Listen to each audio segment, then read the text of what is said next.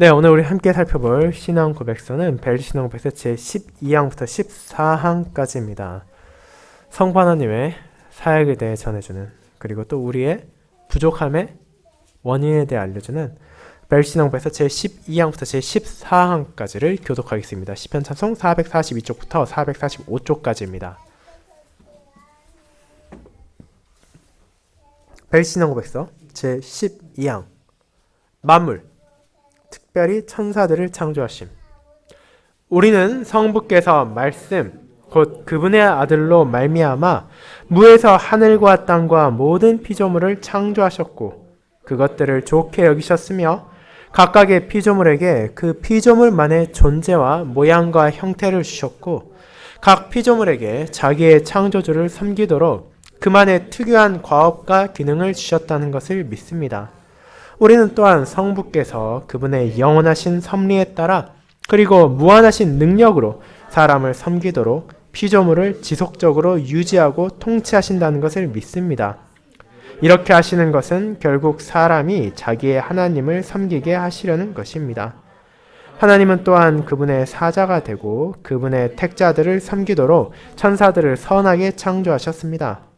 이 천사들 중 일부는 하나님께서 그들을 창조하실 때 주신 그 고귀한 지위에서 영원한 파멸로 떨어졌지만 나머지 천사들은 하나님의 은혜로 처음의 지위에 확고하게 남았고 그들의 지위를 계속 유지하고 있습니다. 마귀들과 악령들은 아주 타락하여 하나님과 선한 모든 존재들의 원수가 되었습니다. 그들은 그들의 모든 힘을 사용하여 악한 관계로 교회와 교회의 모든 지체들을 파멸시키고 모든 것을 파괴하기 위하여 암살자처럼 숨어 있습니다. 그러므로 그들은 자신의 사악함 때문에 영원한 형벌을 선고받고 날마다 그들이 당할 끔찍한 고통을 기다리고 있습니다. 그러므로 우리는 어떤 영이나 천사의 존재를 부정하는 사두개인의 오류나 마귀들은 창조된 것이 아니라 그들 스스로의 기원을 가지고 있으며 부패된 적이 없이 그 자신들의 고유한 본성으로 악하다고 말하는 만이교의 오류를 혐오하며 거부합니다. 제13항 하나님의 섭리. 우리는 이 선하신 하나님께서 만물을 창조하신 후에 만물을 방치하시거나 운명이나 우연에 맡기지 않으시고 그분의 거룩한 뜻에 따라 이 세계 속에서 그분의 감독하심이 없이는 어떤 일도 일어나지 않도록 그들을 다스리고 통치하신다는 것을 믿습니다. 그러나 하나님은 범죄들의 조성자가 아니시며 그 죄들에 대한 책임을 지셔야 할 이유도 없으십니다. 왜냐하면 하나님의 능력과 선은 매우 위대하고 지각에 뛰어나 심지어 마귀와 악인들이 불의하게 행할 때도 가장 탁월하고 공정한 방법으로 그분의 사역을 정하시고 실행하시기 때문입니다. 그리고 사람의 이해를 초월하는 하나님의 행위에 대하여 우리는 우리에게 허용된 자격을 넘어 호기심으로 파고들려 하지 말아야 합니다. 그러나 우리는 가장 큰 겸손과 경외심으로 우리에게 감추어져 있는 하나님의 공정하신 판단을 칭송해야 하며 이러한 한계를 넘어서지 않고 그리스도께서 그분의 말씀으로 우리에게 가르치시는 것들만을 배워야 하는 학생이라는 사실에 자족해야 합니다. 이 교리는 우리에게 말할 수 없는 위로를 줍니다. 왜냐하면 이 교리로 우리는 어떤 일도 우리에게 우연히 일어날 수 없으며 오직 모든 일이 우리의 은혜로우신 하늘에 계신 아버지의 뜻에 의해서만 일어난다는 것을 배우기 때문입니다. 께서는 그분의 권능 아래 만물을 지켜주시는 아버지의 손길로 우리를 지켜주십니다. 그리하여 우리 아버지의 뜻이 없이는 우리의 머리카락 한 올 그리고 참새 한 마리조차도 땅에 떨어질 수 없습니다. 우리는 이 교리를 신뢰합니다. 왜냐하면 우리는 하나님께서 사단과 우리의 모든 적들을 하시고 그들이 우리를 해할 수 없다는 것을 알기 때문입니다. 그러므로 우리는 하나님께서 스스로 어떤 일에도 관여하지 않으시고 모든 일들을 우연에 방치하신다고 말하는 에피큐리안의 가증스러운 오류를 거부합니다. 제14항 사람의 창조와 타락 그리고 참된 선행에 대한 사람의 무능력함. 우리는 하나님께서 사람을 땅의 흙으로 창조하셨고 사람을 그분의 형상과 모양에 따라 선하고 의롭고 거룩하게 만드시고 조성하셨다는 것을 믿습니다. 그래서 사람의 의지는 모든 면에서 하나님의 뜻을 따를 수 있었습니다. 그러나 사람은 이 고귀한 지위에 있을 때 그것에 대하여 감사하지 않았으며 자신의 탁월함을 소중히 여기지도 않았습니다. 사람은 사단의 소리에 귀를 기울였고 자신을 고의로 죄에 복종시켰으며 결과적으로 죽음과 저주에 예속되었습니다. 왜냐하면 사람이 그가 받았던 생명의 계명을 범했고 그의 죄로 참된 생명이신 하나님으로부터 이탈했으며 자신의 본성 전체를 타락시켰기 때문입니다. 이 모든 것으로 사람은 그 자신을 육적인 죽음과 영적인 죽음에 이르게 했습니다. 사람은 악하고 삐뚤어졌으며 모든 면에서 부패되어 하나님으로부터 받았던 모든 탁월한 은총의 선물들을 잃게 되었습니다. 다만 사람이 변명할 수 없을 정도의 약간의 작은 흔적만 남았을 뿐입니다. 왜냐하면 성경이 우리에게 가르치는 것처럼 우리 안에 있는 빛이 모두 어두움으로 변했기 때문입니다. 빛이 어둠에 비치되 어둠이 깨닫지 못하더라. 여기에서 사도 요한은 인류를 어두움이라고 부릅니다. 그러므로 우리는 이와 반대되는 사람의 자유의지에 관한 모든 가르침을 거부합니다. 왜냐하면 사람은 죄의 종이며 하늘에서 주신 것이 아니면 아무것도 받을 수 없기 때문입니다. 이는 나를 보내신 아버지께서 이끌지 아니하면 아무라도 내게 올 수 없다라고 그리스도께서 말씀하시는데 감히 누가 스스로 선을 행할 수 있다고 자랑할 수 있겠습니까? 육신의 생각은 하나님과 원수가 된다는 사실을 아는데 누가 자기 의지를 자랑으로 여길 수 있겠습니까?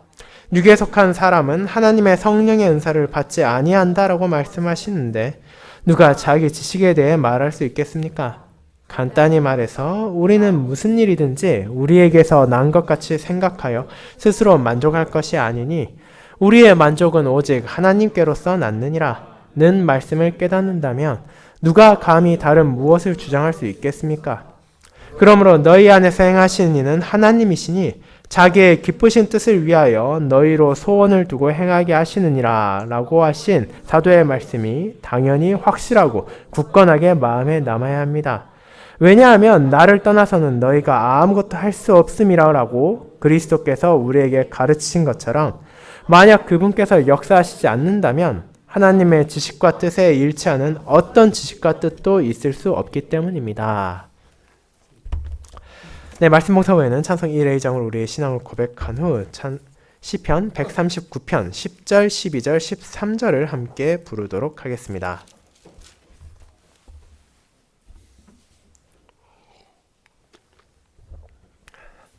사랑하는 주 예수 그리스도 안에 있는 형제 자매님들, 세상에 존재하는 모든 것에는 그 시작이 있기 마련입니다.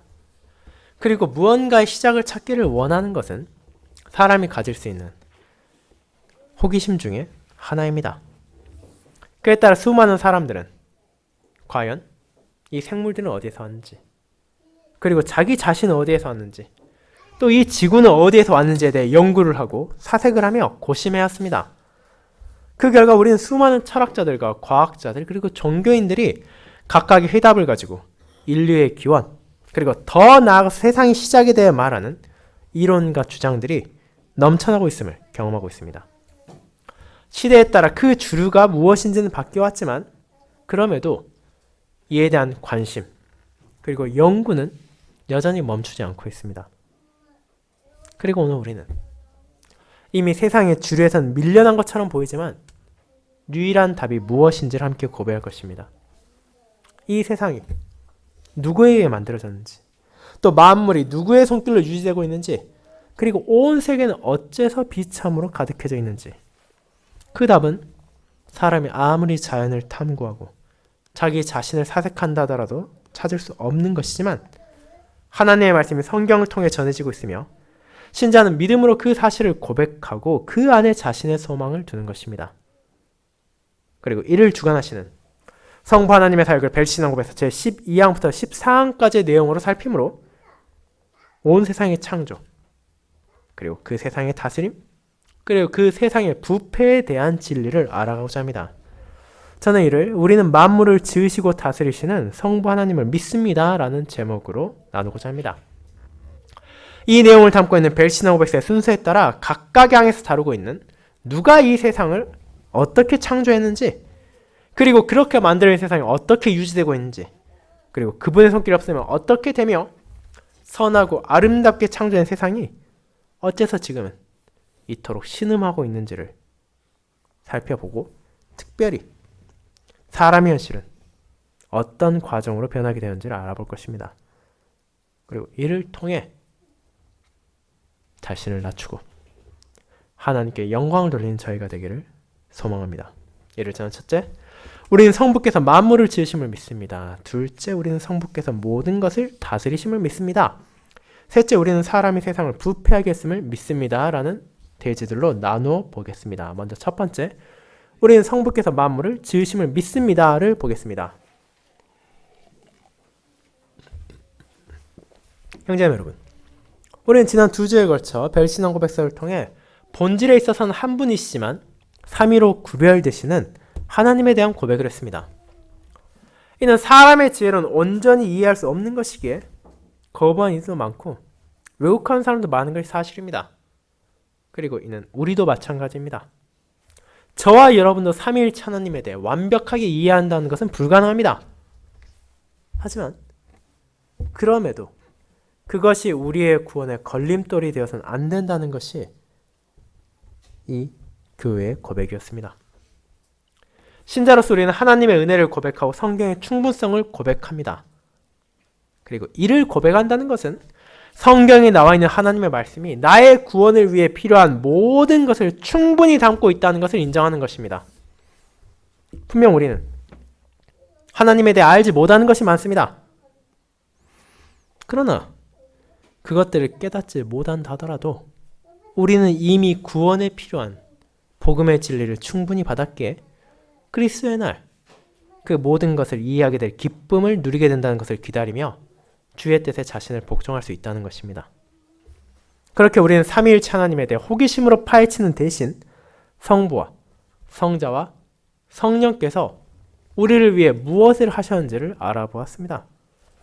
별신앙고에서 10항과 11항은 성경적 근거를 통하여 이단의 공격을 반박하고 성자와 성령께서 참되고 영원하신 하나님이라는 것을 우리에게 깨닫게 했습니다. 그리고 이제 우리는 그런 고백 위에서 삼위 하나님의 사역을 나누었습니다. 오늘보다 자세히 살펴보겠지만 성부께서는 세상의 모든 것을 만드시고 그것들을 다스리십니다. 그뿐 아니라 그분께서는 영원한 계획을 세우시고 그에 따라 자신의 자녀들을, 자신의 백성들을 선하게 인도하시는 분이십니다. 그런 성부의 사역은 성자를 통해서 성취되어 갑니다.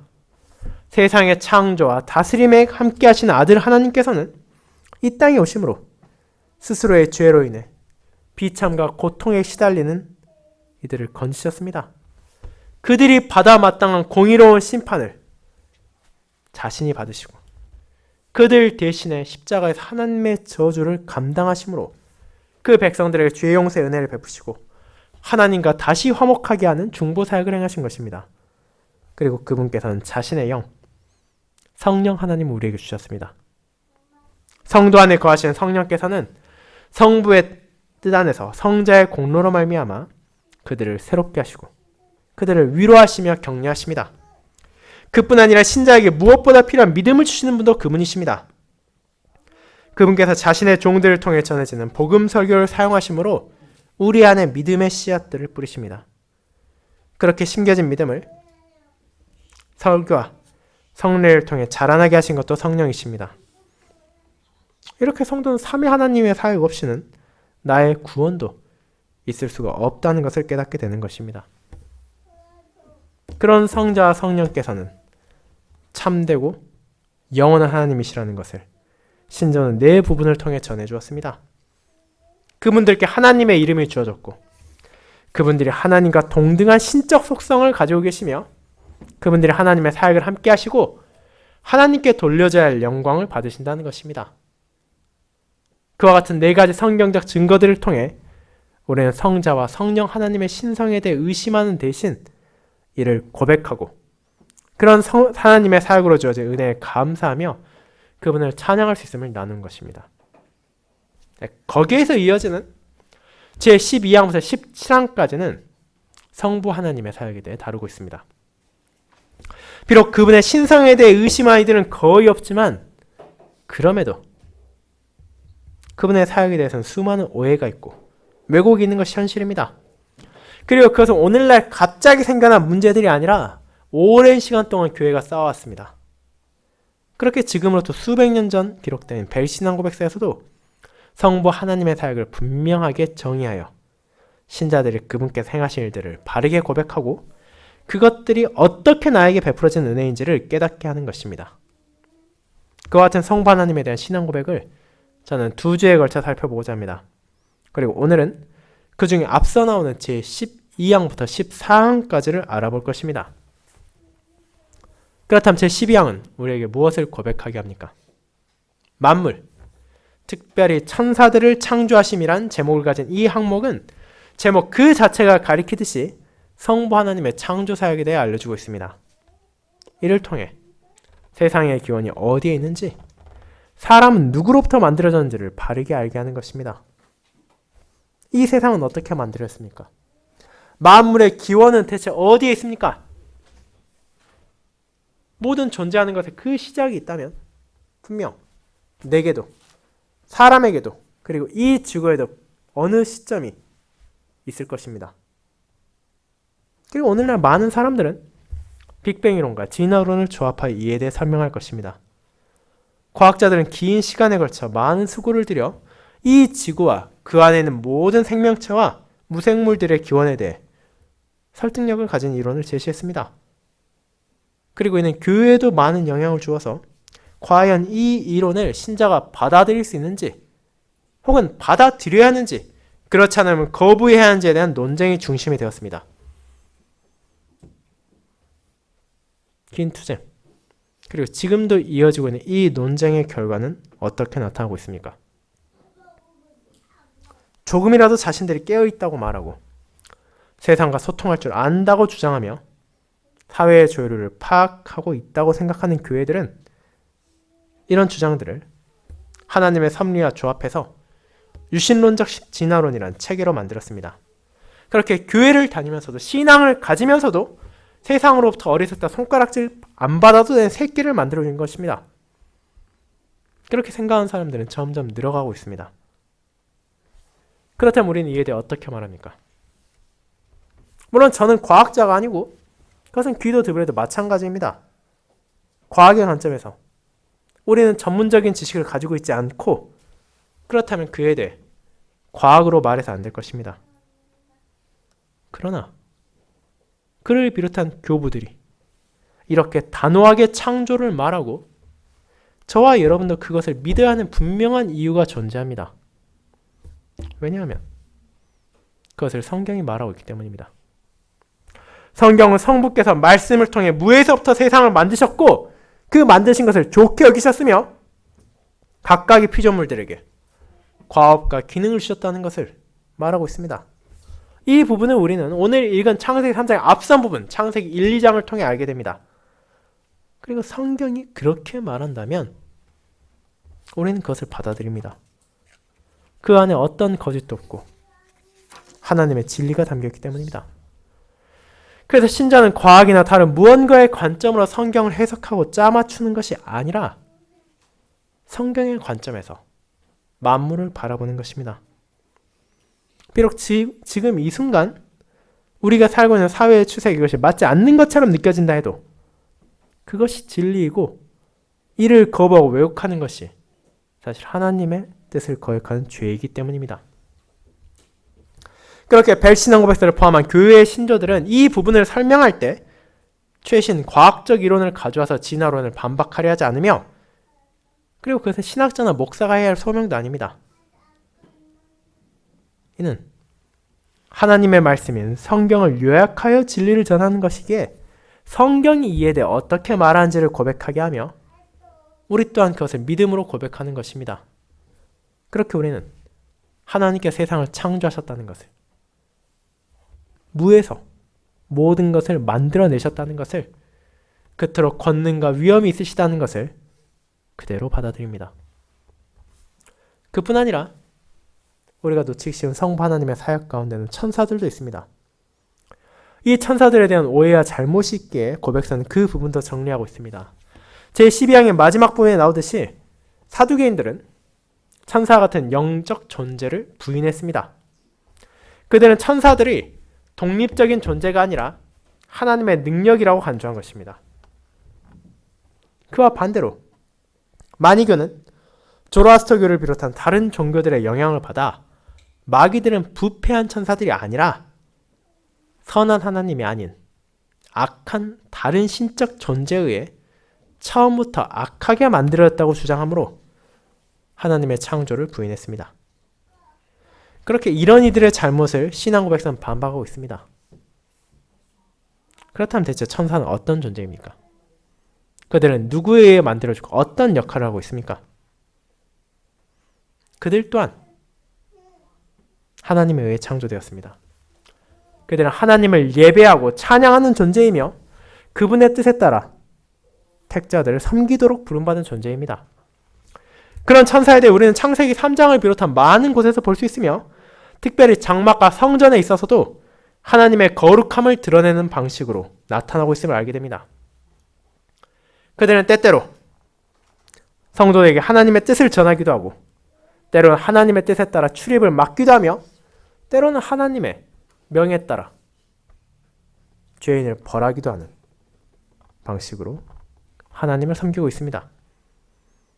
그리고 히브리서 1장 14절에서 전해지듯이 그들은 그렇게 섬기는 영으로서 하나님의 뜻에 따라 구원받을 상속자들을 위하여 봉사하는 자들인 것입니다.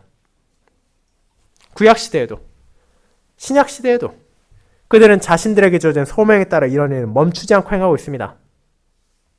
그렇게 우리가 세상을 하나님께서 만드셨다는 것을 고백할 때, 특별히 천사들도 만들었다는 것을 고백할 때 우리는 그 안에서도 자기의 백성을 돌보도록 천사를 만드신 하나님의 선하심 안에서 위로와 격려를 받을 수 있는 것입니다. 그런 천사들 가운데 일부가 하나님을 거역함으로 영원한 파멸로 떨어졌고 하나님을 대적하며 교회를 공격하는 자가 되었음을 우리는 알고 있습니다. 그들은 공중 권세자라 불리기도 하고 사탄이라 불리기도 하며 세상의 악한 이들을 사용하는 이들이기도 합니다. 그러나 그 대적자들은 결국 하나님의 뜻에 따라 그리스도의 날이 되면 하나님의 공의로운 심판이 임하게 된다는 것을 경험하게 될 것이며 더 이상 어떤 존재도 그분을 대적하지도 신자를 공격할 수 없는 평강과 기쁨의 날이 찾아온다는 것을 막을 수 없게 됨을 보여줄 것입니다.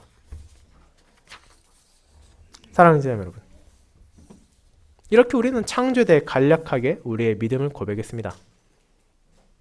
물론 이에 대해서도 얼마든지 긴 시간을 들여 설명할 수도 있습니다. 하지만 고백서가 그렇게 하지 않고 제가 그렇게 하지 않는 이유는 결국 이 창조 역시도 과학의 문제나 이성의 문제가 아니라 믿음의 문제이기 때문입니다. 이는 결국 성경을 하나님의 말씀으로 믿느냐 믿지 않느냐의 사안입니다. 만물의 시작이 어디에 있는지를 고백하므로 우리는 성경이 진리로 시작하는지 그렇지 않으면 세상의 다른 많은 신화들처럼 사람이 적당히 자신들의 생각을 적은 것인지를 보일 것입니다. 그렇게 교부들을 비롯한 신앙의 선진들은 하나님의 은혜 안에서 이 창조의 진리를 지키기 위해 싸워왔습니다. 그리고 그 싸움의 배턴은 우리들에게로 이어졌습니다. 저와 여러분들 이 창조에 대한 진리, 성부께서 말씀으로 하늘과 땅과 모든 피조물을 지으셨음을 고백해야 할 것입니다. 그렇게 하지 않으므로 하나님의 말씀을 자기 뜻대로 받아들이겠다고 말한다면 이후의 모든 고백들도 사실은 그 의미가 없기 때문입니다. 그렇게 하나님께서 만물을 만드셨음을 받아들이고 결국 사람이 자신의 창조주인 하나님을 섬기는 것이 마땅한 것임을 마음에 새기도록 합시다. 네, 그런 고백을 한 신자는 성부께서 세상을 만드셨을 뿐 아니라 그분의 손길로 다스리고 붙잡아 주신다는 것에 더욱 감사하게 될 것입니다. 그것이 두 번째, 우리는 성부께서 만물을 다스리심을 믿습니다로 이어집니다. 성도 여러분, 이렇게 우리는 하나님께서 세상을 만드셨다는 것을 고백합니다. 하지만 거기에서 끝납니까? 아이들이 장난감을 열심히 조립한 후에 다 만들고 난 후에는 한쪽이 치우고 실증을 내며 방치하는 것처럼 하나님께서 그것을 만드시고 보기에 좋다 말하신 후 이제 보기 좋으니 자기 속안에서 떠난 일이라 생각하십니까? 그렇지 않습니다. 우리는 이미 제12항의 창조 안에서 이런 문장을 발견하게 됩니다. 무한하신 능력으로 사람을 섬기도록 피조물을 지속적으로 유지하고 통치하신다는 것을 믿습니다. 라고 말입니다. 우리는 하나님께서 모든 피조물을 붙들고 다스리신다는 사실을 잊지 않아야 하며 그 진리를 제13항에서 보다 세심히 살펴보게 됩니다. 그렇다면 섭리란 대체 무엇입니까? 이는 가장 먼저 하나님께서 만물을 다스리신다는 것을 고백하게 합니다. 그렇습니다. 그분께서는 세상을 창조하셨을 뿐 아니라 실제로 그 모든 것을 통치하신다는 것입니다. 이 땅에 아무리 지혜롭고 능력 있는 정치인이라 하더라도 나라의 모든 것을 자신의 뜻대로만 움직일 수 없고 때로는 사건이 자신의 예상과 다르게 진행되며 때로는 자신이 틀렸다는 것을 인정해야 될 때도 있지만 하나님은 그런 부족한 통치자들과 다른 분이십니다. 이 세상은 그분의 거룩하신 뜻에 의해서만 다스려지고 있으며 그분의 끝없는 지혜와 능력으로 인해 하나님의 감독에서 벗어나는 것은 어떤 일도 일어나지 않습니다. 그렇게 그분이 전능한 주권자라는 것을 이 섭리에 대한 고백이 보여주고 있습니다. 하지만 여기에서 의문이 생기게 됩니다. 하나님이 정말로 그렇게 절대적인 통치자라면 왜 이 세상에 죄가 있습니까? 비참이 있습니까? 슬픔이 있고 고통이 있습니까? 마귀 악인들은 어떻게 그분의 통치 아래에서 존재할 수 있습니까? 이것은 그분께서 죄를 조성하셨다는 것입니까?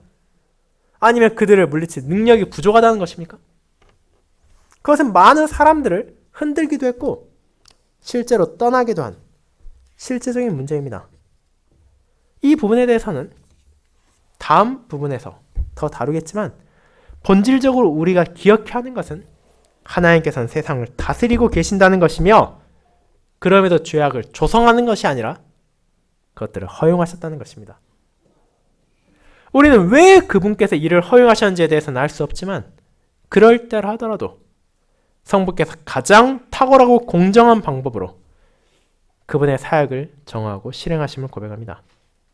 즉, 그렇게 죄를 허용하심 또한 더 큰 영광과 더 큰 선을 위하여 두셨다는 것입니다. 그렇게 섭리를 고백할 때 우리는 죄의 허용을 포함해서 그분의 다스리심이 우리의 이해를 넘어선다는 것을 인정해야 합니다. 그러나 삼위일체의 진리에 대해서 그러했듯이 우리는 내게 허용된 이상을 호기심으로 파고드는 대신 그분께서 내가 알 수 없는 방식을 통해서까지도 선을 이루시고 공의를 드러내시며 자비를 베푸신다는 것을 확신함으로 하나님께 영광을 돌리며 그분의 말씀 안에 머물러야 하는 것입니다. 사랑하는 성도 여러분, 그렇게 성부의 섭리를 알아갈 때 우리는 무엇을 느끼게 됩니까? 이것은 우리에게 그저 궁금증을 불러일으키거나 자기의 부족함을 좌절하기 위해 주어진 고백이 아닙니다. 오히려 섭리를 바르게 이해하고 그 안에 머무를 때 신자는 말할 수 없는 위로를 받게 됩니다. 우리가 이 땅에 살아간 동안 많은 일들을 경험합니다. 그 안에는 괴로운 일도 슬픈 일도 끔찍한 일도 있을 것입니다. 왜 하나님께서 도대체 내게 이런 일들을 허락하시는가 하고 울분을 토할 때도 있을 것입니다. 네. 그것이 우리의 현실입니다. 다음 항이 살피겠듯이 이런 비참의 피로 나 자신의 죄로 인해 사람의 타락으로 인해 생겨난 것이라 하더라도 여전히 이는 우리를 고통스럽게 합니다. 하지만 동시에 우리는 하나님의 섭리를 고백하는 자입니다. 성부께서 여전히 나를 불쌍하게 여기시고 여전히 나를 돌보고 계신다는 것을 믿습니다. 그렇게 이 섭리의 고백은 우리를 위로합니다. 내게 찾아오는 모든 것이 결국 하나님의 뜻 안에서 주어지는 것이며 그분께 선하고 인자하시기에 그분께서 내게 주시는 것은 결국 나를 위해 필요한 것임을 알기 때문입니다. 나의 순간순간 힘들 때도 있고 괴로울 때도 있고 포기하고 싶을 때도 있을 것입니다. 하지만 하나님께서는 그 순간을 통해서까지도 나를 선하게 인도하고 계십니다. 우리의 구원에 합력하여 그것들을 사용하십니다. 사단과 우리의 적이 아무리 강력해 보이고 그것들이 이 세상을 완전히 점령한 것처럼 느껴질 때가 있다더라도 결국 승리는 하나님께만 있습니다. 그러므로 우리는 하나님께서 세상의 모든 일을 우연에 방치한다고 말하는 에피쿠로스주의자들의 오류를 거부하며 참된 위로를 주는 섭리 안에 평안을 누리는 것입니다. 세 번째, 우리는 사람이 세상을 부패하게 했음을 믿습니다로 이어집니다. 성도 여러분, 그렇다면 잠시 우리 자신을 돌아보도록 합시다. 분명 하나님께 세상을 아름답게 지으시고 사람까지도 그분께서 보기에 좋으시게 만들었는데 왜 우리는 그런 아름다움을 온전히 누릴 수 없는 것입니까? 왜 사람은 하나님을 거역하고 진리를 배격하며 죄 가운데 머무는 것을 오히려 즐기는 것입니까? 사람이 자기 능력으로, 자기 의지로 참된 선을 행한다는 것은 정말 불가능한 것입니까? 그에 대해 성경이 무엇을 말하고 있고 우리가 어떻게 고백해야 되는지를 제14항은 알려주고 있습니다. 이는 가장 먼저 성부께서 사람을 선하고 의롭고 거룩하게 만드셨음을 전하고 있습니다. 그 말은 무엇입니까? 아담과 하와는 진정한 의미에서 하나님의 뜻에 온전히 순종하며 그분께서 주신 소명에 따라 살아가는 것이 가능했다는 것을 보여주는 것입니다. 그것은 지금 우리에게서 발견할 수 없는 놀라운 은혜였습니다. 하지만 그것은 더 이상 존재하지 않습니다. 왜 그렇습니까? 그들이 자신이 받은 영광에 감사하지 않고 소중히 하지 않았기 때문에 잃어버렸습니다. 오늘 우리가 읽은 창세기 3장이 그것을 잘 보여줍니다. 그들은 어디에 귀를 기울였습니까? 하나님의 말씀이 아닌 사단의 소리에 귀를 기울였습니다. 하나님의 뜻에 순종하지 않고 자신의 욕심에 굴복했습니다. 먹으면 죽게 될 것이라는 경고를 받았음에도 불구하고 하나님과 같이 될 수 있다는 욕망에 굴복해서 자기 자신을 죄 가운데 넘겨주었습니다. 그렇게 그들은 그 행동이 얼마나 끔찍한 결과를 가져올지 외면한 채 고의로 죄에 복종한 것입니다. 그 결과가 무엇입니까? 그들은 참된 생명을 잃어버렸고 죽음을 마주하게 되었습니다. 그 육신이 죽게 되어 그 영이 죽음에 이르게 되었습니다. 그리고 이제 하나님께서 주셨던 그 아름답고 탁월했던 선물들, 진리를 알고 하나님을 찬양하며 소명을 다할 수 있던 모든 은혜들을 잃어버린 것입니다. 그 결과 우리에게 지금 남아있는 것은 부패하고 타락한 영육 가운데 변명할 수 없을 정도의 약간의 작은 흔적뿐입니다. 칼빈은 이에 대해 오래된 옛 성곽들의 흔적을 바라보며 그곳에 널브러진 돌무더기를 통해 그 자리에 과거에 성이 있었다는 것을 알 수 있을 정도에 불과하다며 폐허가 되어버린 옛 성터와 같이 우리는 자신의 부패 가운데 하나님의 은총의 흔적들을 바라볼 뿐입니다. 그렇게 우리는 무엇을 거부합니까? 인간의 자유의지에 관한 모든 가르침을 신자는 반대합니다. 펠라기우스로부터 시작한 이 생각들은 사람이 비록 타락하고 부패했지만 여전히 어느 정도의 선을 행할 수 있다는 것입니다. 그렇게 하나님께 받아들여지만 선을 행할 수 있다면 그것은 자연히 우리의 구원에 기여할 수 있을 뿐 아니라 우리가 스스로 선을 이루고 그것을 하나님께 나아갈 수 있다는 생각으로 이어지게 됩니다. 그러나 그런 가르침은 오직 은혜로만 구원을 받을 수 있으며 사람의 본성이 죄로 기울어져 있다는 성경의 가르침과 반대되는 것입니다. 그래서 교부들은 이런 자유의지의 오류와 맞서 싸웠고 오늘날의 교회도 이 주장을 이어가고 있습니다. 자, 그렇다면 사람이 의지가 전혀 없는 존재입니까? 그렇진 않습니다. 사람은 자유의지를 가지고 있습니다. 그러나 그 자유의지는 제한적입니다. 우리의 의지는 선이 아니라 악을 행하는 것으로 기울어져 있고 우리가 자신의 힘으로 자신의 능력으로 할 수 있는 것은 결국 하나님 뜻을 거역하는 것밖에 없기 때문입니다. 그것이 아담과 하와 우리의 첫 조상의 타락 이후 그들의 모든 후손들이 겪고 있는 부패의 결과입니다. 어떤 사람도 이 점에 있어서 예외가 될 수 없습니다. 그렇다면 이 가르침이 우리가 하나님을 따르는 것은 불가능한 일이라고 말하고 있는 것입니까? 그렇지 않습니다.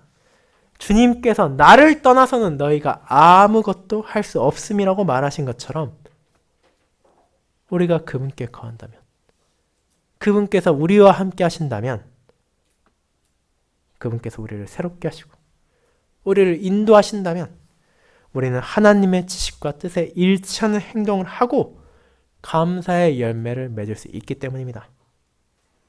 부패한 지성으로 깨달을 수 없던 참된 진리에 대한 지식을 하나님의 은혜로 알게 되고, 부패한 본성으로는 행할 수 없던 참된 선을 그분의 인도로 행할 수 있으며, 부패한 죄성으로는 결코 받아들일 수 없던 사랑과 용서를 그분의 자비 안에서 나의 형제와 자매에게, 내게 주신 이웃들에게 드러낼 수 있기 때문입니다. 그렇게 주님의 은혜 안에서 우리는 스스로의 힘으로는 할 수 없던 하나님을 사랑하고 이웃을 사랑하는 모습을 보일 수 있습니다. 사랑하는 여러분, 이와 같은 고백은 많은 사람들이 원하지 않는 것이기도 하고 여전히 거부하는 것이기도 합니다. 우리는 자유의지를 존중하는 세상에 살고 있으며 자기 힘과 자기 능력으로 무언가를 해야 한다는 것을 선호합니다. 하지만 성경은 그와 반대를 말합니다. 내 의지로 할 수 있는 것은 죄의 악에서 벗어날 수가 없습니다. 그리고 그 원인도 바로 내게 있습니다. 그렇게 이 진리를 고백한 성도는 자기 자신이 아니라 하나님께 나아가게 됩니다. 나를 새롭게 하실 수 있는 유일하신 분, 내가 진리에 따를 수 있도록 깨닫게 하시는 유일하신 분께 겸손히 나아가며 내가 무언가를 할 수 있고 내가 무언가를 이루겠다는 야망이 아닌 하나님께서 모든 것을 행하시며 하나님께서 모든 것을 계획하셨고 하나님께서 선을 이루신다는 고백 안에서 그분을 의지하는 것입니다. 그렇게 주님을 의지하고 주님께 모든 뜻을 맡길 때 비로소 우리는 참된 기쁨을 누리며 그분의 뜻에 일치하는 사랑과 자비, 공의를 나의 이웃들에게 또 나의 형제와 자매들에게 드러낼 수 있게 됩니다. 그 사실을 기억하며 이번 한 주도 성부 하나님, 창조주이시며 섭리주이신 우리 하나님을 신뢰하며 그분께 모든 것을 의뢰하고 그분과 함께하며 그분의 뜻에 따르는 저와 여러분이 되기를 소망합니다. 아멘.